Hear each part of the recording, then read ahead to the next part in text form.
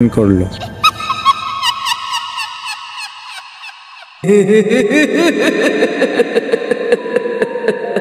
এটা কি?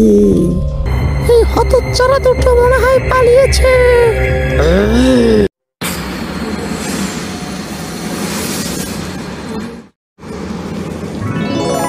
LC tones বাংলায় আপনাদেরকে স্বাগতম।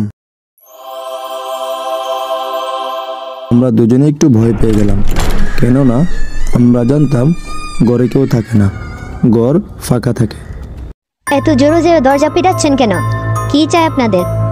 আসলে আমরা কিছু চাইতে আসিনি, শুধু রাতটুকু থাকবার জায়গা পেলেই চলবে। আচ্ছা বেশ, ভিতরে আসুন। তো আপনারা এই বাড়িতে কি মনে করে? সচরাচর এদিকে তো মানুষ একেবারেই দেখা যায় না। আসলে আমরা এই পথ দিয়ে যাচ্ছিলাম, পথিমধ্যে সন্ধ্যা হয়ে যাওয়ায় রাতটুকু থাকবার জায়গা খুঁজতে গিয়ে এই বাড়ির উপর চোখ পড়ে। আমি তো এটাই চাই রে, তোরা এই বাড়িতে থাক। কতদিন হয়ে গেল মানুষের সুগন্ধ পাইনি। আজ দুইটি মানব রক্তে দুইটা মন যেন আমার থালায় মজুদ। আপু, আপনি কি আমাদেরকে কিছু বললেন? কই না তো, আমি তোমাদেরকে কিছু বলিনি। আচ্ছা চলো তোমাদের রুমটা দেখিয়ে দিই। তোমরা হয়তো বড্ড ক্লান্ত, একটু বিশ্রাম করে নাও। আমি তোমাদের জন্য খাবার দাবার প্রস্তুত করছি। রাহুলের এই মহিলার ব্যাপারে একটু খটকা লাগছিল। তার আচার আচরণ, কথাবার্তা কেমন যেন একটু অন্যরকম লাগছিল। তারপরও তারা তাদের ঘর দেখার জন্য তার পিছু পিছু হাঁটতে লাগলেন।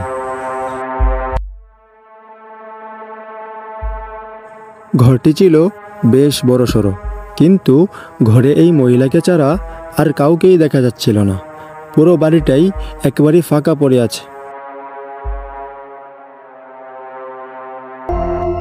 সেই অদ্ভুত মহিলা তাদের দুজনকে সাথে করে নিয়ে তাদের রুমটা দেখিয়ে দেয়। এটাই আপনাদের রুম, এখানে আপনারা আরাম করুন। টেবিলে খাবার সাজানো হলেই আপনাদেরকে ডেকে দিব। সাইদ, এই মহিলার আচার আচরণ কিন্তু একেবারে সুবিধার মনে হচ্ছে না। টেবিল সে আমাদের সাজানো একটু হয়ে বেশি গেছে, আপ্যায়ন করছে। আপনারা খেতে আসুন। চল যাই, ডাকতেছে। তারা মহিলার ডাক শোনা মাত্রই খাবারের জন্য ডাইনিং রুমে চলে আসে। মহিলাও দ্রুত খাবার নিয়ে আসে। আপনারা খুবই ক্ষুধার্ত, জলদি করে খাবারটা খেয়ে নিন। কিরে রাহুল, এই মহিলা এত দামি খাবার কোথায় পেল, যা কোনো শহরের রেস্টুরেন্ট ছাড়া পাওয়াই যায় না? তারা খাবার দেখে আর নিজেদেরকে ধরে রাখতে পারল না, কেননা খাবারটা ছিল খুবই সুস্বাদু। তাই তারা কোনো কিছু চিন্তা না করেই খেতে শুরু করলো।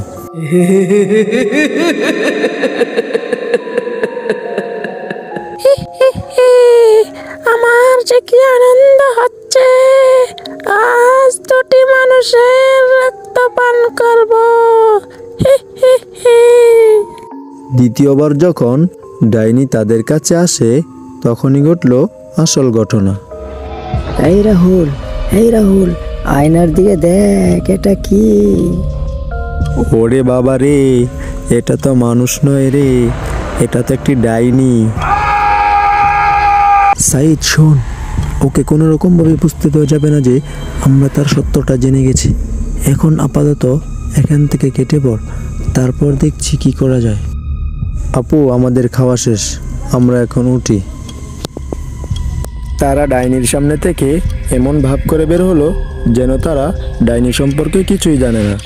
তারা কোনো রকমভাবে রুম থেকে বের হয়ে টিপি টিপি পায়ে দৌড়াতে লাগলেন, যতক্ষণ না একটি দেয়ালের আড়াল হচ্ছে। যেই না একটু দেয়ালের আড়াল হলো, দিল এক দৌড়। তারা দৌড়াচ্ছিল আর বের হবার পথ খুঁজতেছিল। তারা দৌড়াতে দৌড়াতে এসে পৌঁছলো বাড়ির পুরনো একটি ফ্লোরে।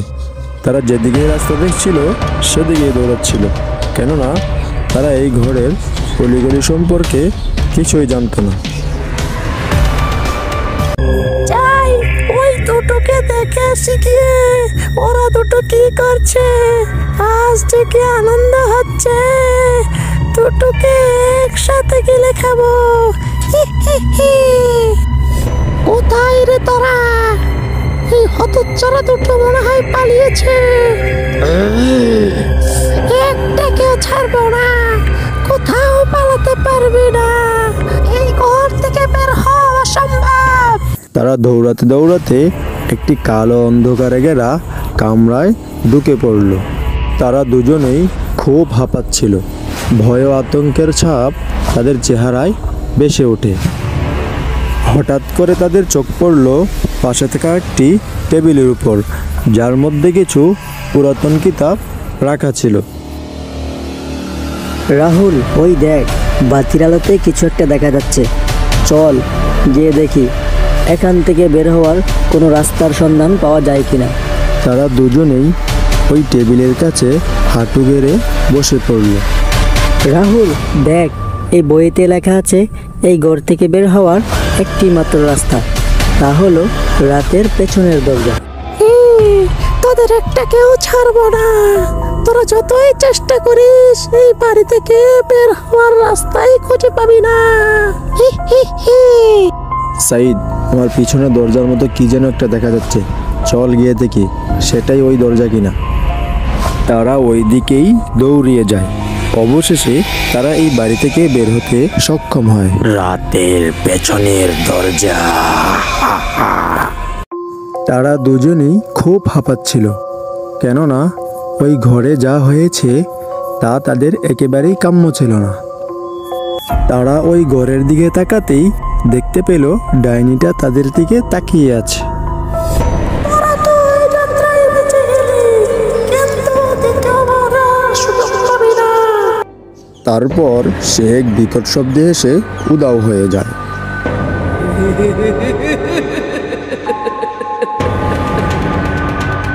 তারপর তারা বাড়ির পথে হাঁটতে শুরু করে। এরপর থেকে এই বাড়ির নাম আর কখনোই মুখে আনেনি। এখন ওই বাড়ির কথা মনে পড়লে গা শিউরে ওঠে।